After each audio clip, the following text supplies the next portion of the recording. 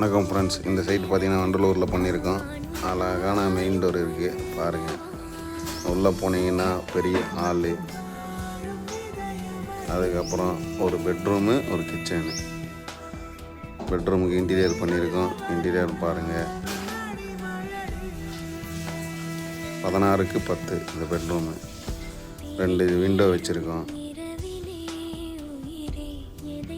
ஒரு கபோர்டுக்கு இன்டீரியர் பண்ணியிருக்கோம். அதுக்கு மேலே இன்டீரியர் பண்ணியிருக்கோம். கிச்சனுக்கு மாடுலர் கிச்சன் இன்டீரியர் பண்ணியிருக்கோம். 4 ரேக் செட்டு, சிம்னி ஒன்று வச்சு கொடுத்துருக்கோம். டூப்ளெக்ஸ்